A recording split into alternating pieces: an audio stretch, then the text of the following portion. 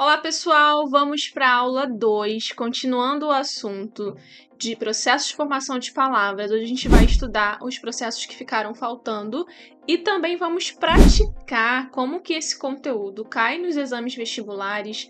Vamos praticar tanto questões objetivas como questões dissertativas. Então vamos continuar a nossa aula. Hoje nós vamos aprender o que é processo de formação por composição. E o que é a composição? É o ato de unir mais de um radical. E em língua portuguesa, há duas formas de fazer isso. A primeira está aí na tela para você, é a composição por justaposição. Eu pego dois radicais de palavras diferentes para formar um novo sentido, mas eu não perco nenhum elemento, nem do radical 1, nem do radical 2. Nos exemplos que você está vendo, passatempo, guarda-chuva, eu mantenho todos os elementos constituintes da palavra. Eu não perco absolutamente nada. Eu simplesmente junto ou eu junto com o hífen. Então não pense que a presença do hífen faz da palavra guarda-chuva duas palavras. É uma palavra só. O hífen está ali constituindo essa palavra. Mas tanto o radical guarda e o radical chuva, eles não perderam nenhum elemento. Eles se fundiram, se aglutinaram, vamos pensar assim. Aglutinaram não, porque a aglutinação é o segundo processo de composição. Mas eles se uniram sem perder nenhuma parte da sua essência. Já a aglutinação, que eu vim antecipando o conteúdo, faz essa perda. Então eu uno dois radicais, mas há uma perda de essência, tanto de um como de outro. Então eu peguei dois exemplos, planalto e vinagre. Perceba que na primeira palavra, planalto, a ideia é de um plano alto. Um pequeno vale, uma montanha, planalto. Eu perdi o ozinho do primeiro segmento, então a palavra plano, eu tenho só ali o plan, e aí eu juntei a palavra alto. Então, no primeiro radical, eu perdi elemento. E na segunda, eu transformei completamente, né? Vinagre, o vinho, tá ali só representado pelo vim, e o agre, perceba a transformação, já não é mais acre, o acre virou agre. Então, além de eu perder elementos, a transformação, porque o C da palavra original, acre, virou o agre. A gente vai juntar algumas palavras e perder alguns elementos para que saia um bom som. Então, imagina falar vinacre. Acredito que nas primeiras ocorrências era assim, mas conforme a língua vai evoluindo, a gente aprendeu na semana passada que a língua ela é viva, ela tem muita criatividade. Os falantes vão trocando algumas palavrinhas. É o caso do você, que hoje é só ser, mas já foi vossa mercê, vós mercê, você, e hoje é só o ser, tá? Então, na aglutinação, sempre há perda de elementos, perda, transformação. É quase como se eu não conseguisse separar os radicais. No primeiro processo, na justaposição, eu consigo ver bem detalhado a primeira palavra, o primeiro radical e o segundo radical. Na aglutinação, eu não consigo ver essa diferença. Eles se fundem mesmo, perdem um pouco do elemento, perdem um pouco da essência e formam essa palavra. Seguindo, na aula passada eu comentei sobre a palavra sambódromo e abrindo um pouquinho o leque do hibridismo. O hibridismo também é um processo de formação de palavras, só que aqui eu vou unir palavras de línguas estrangeiras, tá? Línguas distintas. Então, sociologia, biologia, filosofia, essas áreas do conhecimento, elas nada mais são do que a junção do latim, sócio e o grego, logia. Então, quando eu junto palavras de línguas distintas, origens diferentes, eu vou chamar esse processo de hibridismo. Sambódromo, o africano e o grego. Burocracia, o francês do bureau e o grego, o cracia. Então, essas são palavras que chegaram à nossa língua por esse processo chamado hibridismo. E caminhando para o final, para o desfecho dessa parte inicial de morfologia, a gente vai aprender um pouco sobre neologismo, que são as palavras inventadas. Só que essas palavras inventadas, elas são formadas por outros processos de formação. É como se uma aba fosse abrindo a outra aba. Então, vou pegar aqui o exemplo do tuitar. O tweet, a palavra, né, o aplicativo que hoje se chama X, não é uma palavra de língua portuguesa. Então a gente já pode pensar que o próprio Twitter, ele é um estrangeirismo incorporado na nossa língua. Perceba, a língua ela é viva, então os falantes são extremamente criativos. Nós absorvemos esse estrangeirismo e o modificamos, transformando esse estrangeirismo em um verbo. Então eu acrescentei ali esse sufixo "ar", é um sufixo formador de verbo. Então eu posso falar que esse neologismo ele entrou na língua portuguesa por um estrangeirismo. Eu posso falar que esse neologismo ele é formado pelo processo de derivação sufixal. É uma palavra inventada, mas essa palavra inventada vai seguir alguma regra de processo de formação, sejam as derivações que nós estudamos na aula anterior, sejam as composições que nós estudamos hoje, mas o neologismo sempre é formado por um processo de formação. Ficou redundante, mas é para você fixar bem esse conteúdo. E nós temos aí outros exemplos, né? Caetanear. Então eu pego o nome do cantor e transformo esse nome num verbo. Sextar. Deboísmo, que é a arte de ficar de boa. Eu também tenho ali um sufixo. Já não é mais um sufixo formador de verbo. É um sufixo formador de ideologia, né? A gente pode dizer assim, né? Como marxismo, comunismo. E aí a gente traz esse ismo para essa palavra e cria um sentido diferente. Então, os neologismos eles obedecem a alguns princípios formativos, né, teóricos, para criar novas palavras. E fechando, não poderia deixar de falar da onomatopeia. E aí você tá vendo essas figuras do gatinho triste. É nesse momento que o John vai arrasar na edição e vai colocar aí o vídeo do show da Billie Eilish, todo mundo cantando miau, miau, miau, miau.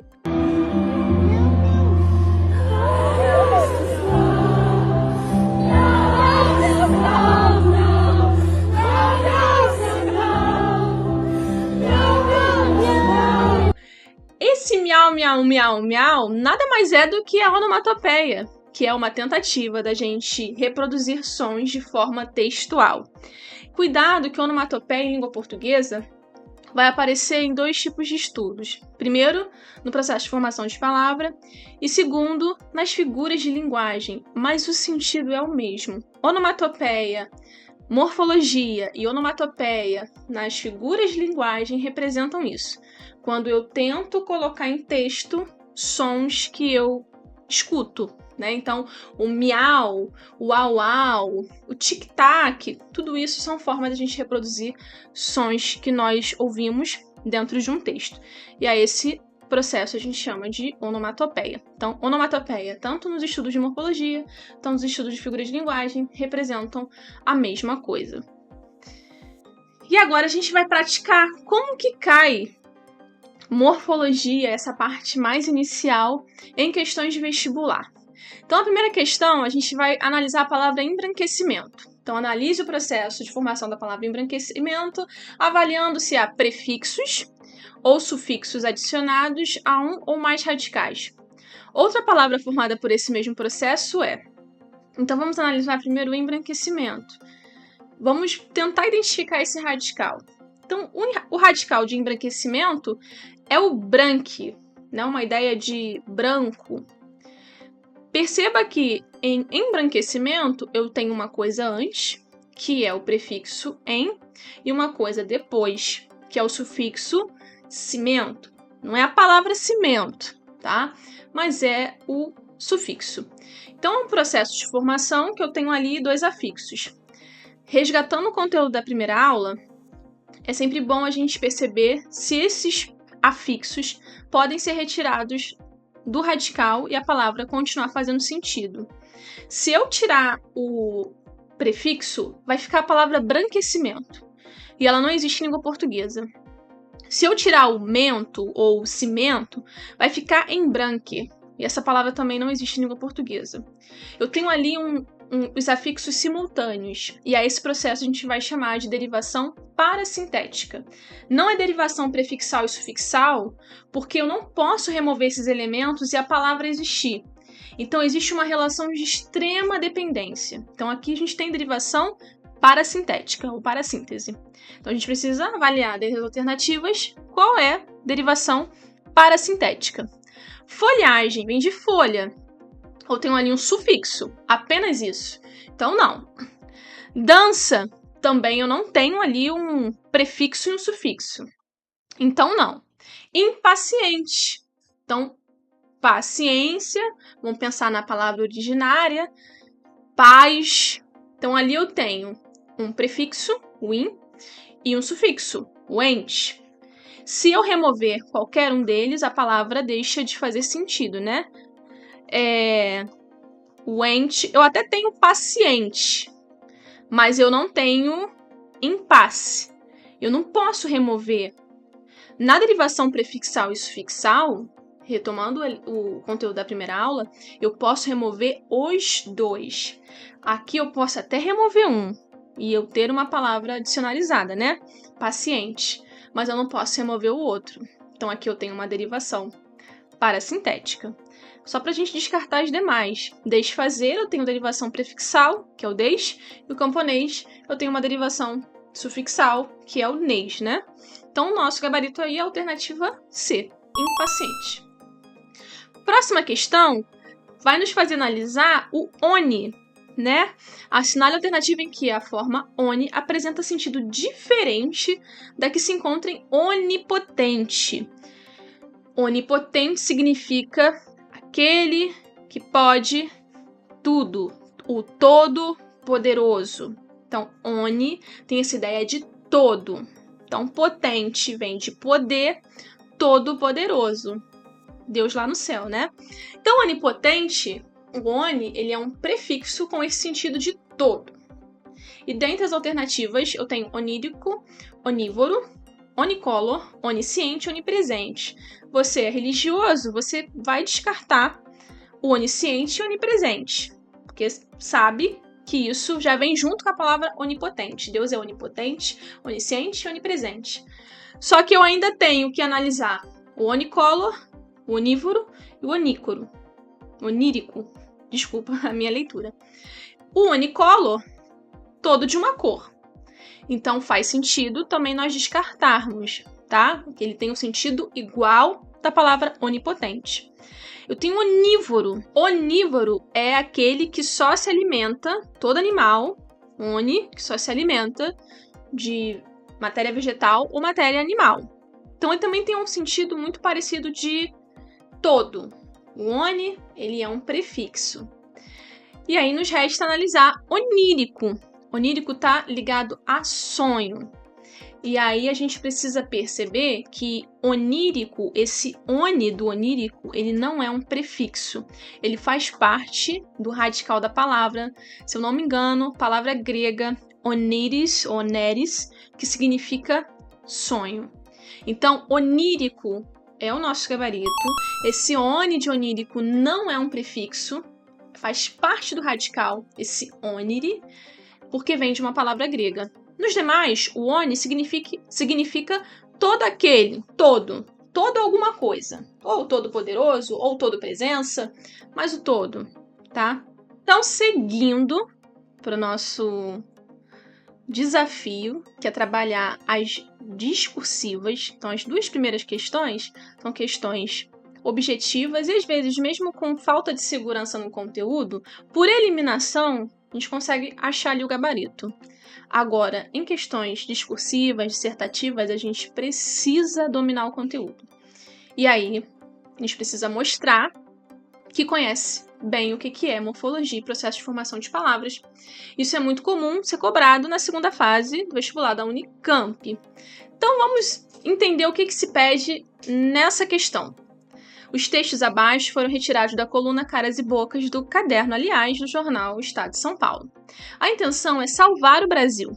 Ana Paula Longulho, professora e entusiasta da segunda marcha da Família com Deus pela Liberdade, que pede uma intervenção militar no país e pretendeu reeditar no sábado a passeata de 19 de março de 64, na capital paulista, contra o governo do presidente João Goulart. Será um evento esculhambativo em homenagem ao outro de São Paulo. José Caldas, organizador da Marcha com Deus e o Diabo na Terra do Sol, convocada pelo Facebook para o mesmo dia no Rio de Janeiro.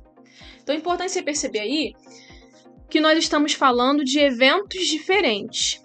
tá? Então, ó, segunda marcha da família, será um evento esculhambativo em homenagem ao outro de São Paulo. Então, eu tô comparando, ó, São Paulo, Rio de Janeiro. Eu tô comparando e analisando dois eventos. Então, primeira alternativa para a gente responder. Descreva o processo de formação de palavras envolvido em esculhambativo, apontando o tipo de transformação ocorrida no vocábulo. Então, vamos analisar. Esculhambativo vem do verbo esculhambar. Então, o que a gente já pode começar a rascunhar aqui para a nossa resposta? Que o termo esculhambativo advém do verbo esculhambar, e ele é formado por derivação sufixal, e o sufixo acrescentado a essa palavra original seria o sufixo ivo, ok? Então, a gente já analisou e já matou aqui o processo de formação. Derivação sufixal acrescentada ao verbo esculhambar, e aí esse verbo se transformou num adjetivo. Tá? É importante nós deixarmos todos esse pensamento construído na resposta. Alternativa B. Discorra sobre a diferença entre as expressões evento esculhambado e evento esculhambativo, considerando as relações de sentido existentes entre os dois textos acima. Primeiro, a palavra esculhambado não está em nenhum dos dois textos, tá? Isso é uma comparação trazida pela questão. Mas o que a gente pode aprender da leitura? Que um evento está querendo competir com o outro, certo? Então vamos analisar aqui o que seria um evento esculhambado. É um evento desorganizado, é um evento que tem problemas, é um evento ruim. Ele também é um adjetivo. Agora, evento esculhambativo, no contexto que a gente está lendo, seria um evento com uma ação de humilhar outro. Note que ambos são formados do verbo esculhambar, ambos são oriundos de uma ação. Só que no primeiro, o esculhambado, ele também pode ter um sentido passivo. Então, além de ser um evento desorganizado, eu posso pensar que evento esculhambado é um evento humilhado. Alguém fez alguma coisa que humilhou esse evento, que desprestigiou esse evento. Por isso ele seria um evento esculhambado. E nesse sentido, nesse segundo sentido, ele teria até uma ideia de paciente, de sofre ação. O que de fato é o sentido aqui desse contexto. O esculhambativo seria no sentido de, vou fazer um evento para humilhar outro. E nesse contexto esculhambativo, ele tem um sentido ativo. Então, o tivo realmente marca essa ideia de agente da ação, aquele que pode esculhambar outro evento e dessa forma torná-lo um evento esculhambado. Tá? Então, a sua resposta tem que caminhar dentro desse sentido. Primeiro, perceber que os adjetivos, apesar de adjetivos, têm sentidos diferentes. Então, o primeiro sentido do esculhambado é o de desorganizado, de mal feito, e também no sentido de humilhado, desprestigiado, um sentido paciente. E o esculhambativo, ele tem um sentido ativo, ele tem um sentido de agente, aquele que faz algo contra outra coisa, no sentido aqui, contra outro evento, certo? E para nós fecharmos, nós temos aqui dois textos para analisar. O primeiro texto eu não vou lê-lo todo, mas é dando o contexto do Bacurau. Então aqui, vilarejo fictício no meio do nada, que recebe o nome de um pássaro brabo, de hábitos noturnos, o sertão também é o centro do país. E o texto 2 vai trazer uma certa definição para o neologismo bacuralizar. Então, o verbo transitivo direto, primeiro sentido de autogovernar-se em comunidade e o segundo sentido de entrincheirar-se em suas comunidades. Vamos lá, primeira questão para a gente resolver. Explique por que bacuralizar é um neologismo e qual é o processo de formação dessa palavra. Primeiro, por que é um neologismo? Porque é uma palavra que não está dicionarizada, é uma palavra inventada. Então, a gente já respondeu o primeiro comando. Qual é o processo de formação dessa palavra? Bacuralizar, eu tenho um processo de derivação sufixal. Então, eu transformei bacural, que é um substantivo, em um verbo via derivação sufixal. Esse AR no final. usar no final. Segunda questão, e talvez a mais trabalhosa. Considere as informações sobre o enredo do filme Bacurau presentes no texto 1 e sobre o papel do Estado na vida da comunidade no texto 2.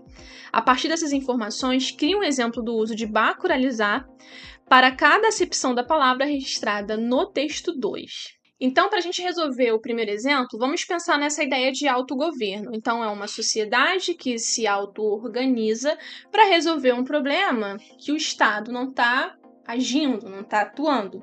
Então, nós poderíamos pensar nesse primeiro exemplo de resposta, tá? Diante da falta do abastecimento público, os moradores bacuralizaram a distribuição de água na comunidade. Então, é importante nós mantermos a ideia do verbo. Então, eles bacuralizaram. Sem preposição, por quê? No texto 2, nós somos orientados de que o verbo bacuralizar ele é um verbo transitivo direto. Então, ele tem um objeto direto. E no caso do exemplo que eu acabei de ler para vocês, bacuralizaram a distribuição de água. Então, a distribuição de água é o objeto direto do verbo bacuralizar, nesse primeiro sentido de autogovernar-se. Agora, no segundo sentido, que é de entrincheirar-se, né, como uma forma de defesa, a gente pode pensar no seguinte exemplo. Diante da violência policial, os moradores bacuralizaram-se para proteger a comunidade. Então, nesse segundo sentido, eles bacuralizaram-se, eles se fecharam, eles entrincheiraram-se para se proteger dessa violência policial. Outro exemplo para a gente fechar essa ideia da trincheira poderia ser o seguinte: a população decidiu bacuralizar-se para resistir às ações violentas das autoridades. Então, o que a gente precisa entender para fechar? Que no primeiro exemplo é uma ideia de autogoverno, de tomar as ações, e na segunda ideia seria um sentido de defesa. Então, entrincheirar-se é se defender. Mas em ambos os exemplos, o verbo, ele é um verbo criado, ele é um neologismo e orientado para a gente como um verbo transitivo direto. Então, na sua primeira questão a ser respondida, informar que é uma palavra inventada, que é uma palavra que não está no dicionário e que é um verbo formado pelo processo de derivação sufixal. E no segundo, formular frases que transformem esse verbo que estava até então no infinitivo, né, o bacuralizar, num verbo conjugado e aplicado em cada um desses contextos textuais. Certo, pessoal? Espero que você tenha gostado dessa aula, espero que essa aula tenha esclarecido suas dúvidas na prática. É sempre importante nós termos a teoria, estudarmos a teoria, mas colocar essa teoria em prática. Então, como que a gente sabe se aprendeu alguma coisa? Fazendo exercício, analisando. Então, se você está aí nessa jornada de fazer questões mais voltadas para a língua portuguesa, seja para concurso, seja para vestibular, é muito importante que você perca, ou melhor, invista um bom tempo fazendo questões para aí ter uma certa dimensão de como está a sua apreensão em relação a esse conteúdo, certo? E se você precisa de alguém para corrigir suas redações, se você quer uma monitoria de redação, se você quer focar na parte específica de produção textual, eu já deixo aqui a indicação do meu curso, da minha monitoria. Também faço correções avulsas para vestibulares, para concurso. É só entrar em contato em algum link que vai estar em alguma descrição que eu vou colocar. E até a próxima aula. Um beijo. Tchau, tchau.